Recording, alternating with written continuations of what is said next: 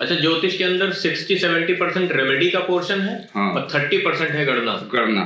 तो अगर गणना कोई खींच खांच के कर भी लिया तो रेमेडी से प्रॉब्लम कैसे सॉल्व करेगा? कैसे सॉल्व करेगा? और जब तक कोई समस्या का समाधान नहीं होगा तो वो चाहे डॉक्टर हो या एस्ट्रोलॉजर हो, बेकार है। बेकार। अच्छा, आपके हिसाब देखिए, हमारे पास में 3-4 क्वेश्चन आए हैं, तो ये कुछ सवाल जवाब भी कर लिए हैं। एक ये सवाल है कि सच और झूठ, इसमें भेद कैसे पता लगाया जाए? क्योंकि ये जीवन का बहुत बड़ा अंग है। हाँ। ये कैसे पता लगाया जाए कि सच क्या है और झूठ क्या है जीवन में? अब इसमें 2 तरह के विधान हैं।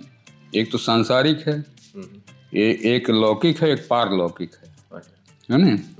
तो लोक व्यवहार में जिसको समाज सही समझता है ना, समाज के नियमों के अनुसार कि ये सच है, ये गलत है ना, ये सत्य है, ये असत्य है। तो एक तो वो व्यवहार हो गया, है ना। एक है, अब इसी में कुछ किताबों के विधान आ जाते हैं कि झूठ बोलना पाप है। अच्छा, है ना, झूठ बोलना गलत है, असत्य है ना, सत्य बोलना चाहिए। तो ये लौकिक हो गया, ये सांसारिक हो गया। अब जब इसकी आध्यात्मिक रूप में इसको लाएंगे, सत्य असत्य क्या है ना, तो बात अलग हो जाएगी। तो लोक व्यवहार से वो अलग चीज हो जाएगी, वो आत्मिक लेवल पे आ जाएगी। अच्छा, आत्मा के लेवल पर। कैसे?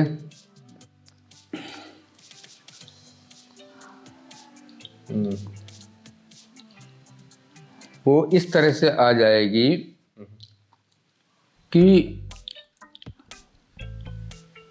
जब सनातन धर्म के शास्त्र कहते हैं कि संसार और ये जितना भी ब्रह्मांड है ये सब मिथ्या है, माया है ना, और माया को असत्य से जोड़ा गया है।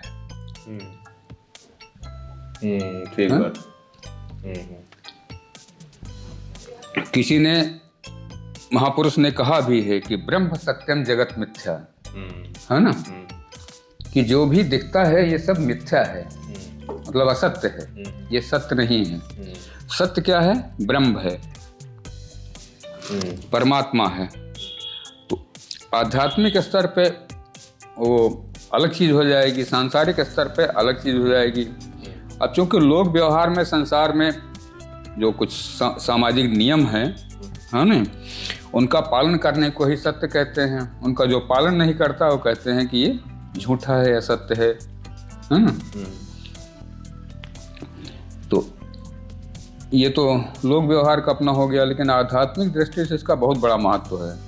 महत्व ये है कि हमें सारे जीवन में एक चीज समझनी पड़ेगी कि जन्म क्या है, मृत्यु क्या है ना। इसमें सत्य कहाँ पे है?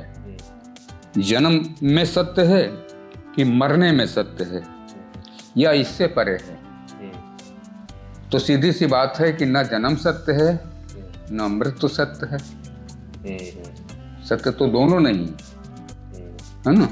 जन्म हुआ किसी बच्चे का, वो बड़ा हुआ, जवान हुआ, है ना, सारी संसार की क्रियाएं की उसने, विवाह शादी किया, बाल बच्चे हुए, बूढ़ा हुआ और मर गया, देहांत हो गया। तो न सत्य ये है जन्म, न सत्य मृत्यु है। और इसके बीच जो दिखता है, जो हम क्रियाकलापों में सारे जीवन करते हैं, ये भी तो सत्य नहीं। सत्य तो ये भी नहीं। तो सत्य इन सबसे परे है। तो इसका मतलब है कि उन चीजों की वैल्यू नहीं करनी चाहिए। हाँ। जो जीवन में लोग एक दूसरे को कहते हैं कि अरे तुमने हमको सच नहीं बताया, अब तुम सच बता रहे हो। हाँ, वो हमने बताया ना कि लोक व्यवहार में जो समाज के नियम हैं, हाँ, उनमें लोग उसकी गणना करते हैं सत्य सत्य की। हाँ। आध्यात्मिक तो स्तर पे तो कोई जाता ही नहीं है कि सत्य क्या है, सत्य क्या है। तो ये जो दुख होता है जीवन का, ये एक्चुअली लोक व्यवहार में जो सच और झूठ की जिसकी घटना होती है, इसके आधार पर, इसके आधार पर बनाते हैं लोग। किसी ने किसी से कहा कि हम तुमसे प्रेम करते हैं, बाद में उसने कहा हम तुमसे प्रेम नहीं करते, तो वो बोले फिर तुमने पहले बोला था तो तुमने सच बोला था, अब सच बोल रहे हो, क्या है क्या नहीं है। तो ये सब माया है। हाँ, ये सब माया है। तो माया में जो फंसेगा उसको तो दुख ही होगा, उसको तो दुख होना होना। ये सत्य सत्य है, दो तरह से परिभाषित किया जाता है, एक लोक व्यवहार से, लोक रीति में, और एक आध्यात्मिक दृष्टि में। दोनों का अलग अलग महत्व है। तो आध्यात्मिक दृष्टि में क्या सत्य और असत्य है? हाँ, वही हमने बताया था ना कि ब्रह्म सत्यम जगत मिथ्या।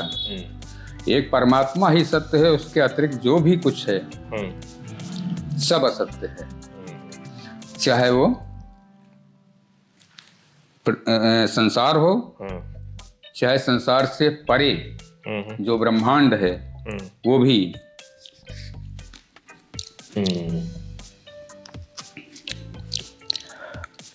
तो बहुत ज्यादा ये सच और झूठ में पड़ना नहीं चाहिए, कोई जरूरत नहीं है ना। तो इसका मतलब, तो आप क्या उस विचारधारा को प्रोत्साहित करेंगे कि जो विचारधारा ये कहती है कि जो दिलाए वो करो? नहीं, उसमें सच झूठ नहीं देखना चाहिए। नहीं, सच झूठ की बात नहीं है। क्या अब ये भी तो नहीं हो सकता है कि मन में आए कि चल करके चोरी करें, डाका डालें। मतलब देखिए, चोरी करेंगे तो उसके दुष्परिणाम है, जेल जाना पड़ेगा। हाँ, तो सत्य सत्य उसमें परिप्रेक्ष्य में नहीं देखा जाएगा। नहीं, वो तो हम समझ गए। हाँ, कि जैसे ये जो लोग कहते हैं कि जो दिल में आए करो, का मतलब जैसा अंदर से भावना आ रही है कि आज हमको ये खाना है तो खा लिए। हाँ। किसी के साथ में रिश्ता निभाना है तो निभा लिए, नहीं निभाना है तो नहीं निभाए। हाँ, कोई फर्क नहीं पड़ता, उससे कोई फर्क नहीं पड़ना जीवन के ऊपर। तो ये लोग ज्यादातर जीवन को बाहर क्यों देखते रहते हैं और उसी में दुख भोगते रहते हैं, उसके गहरे में नहीं जाते।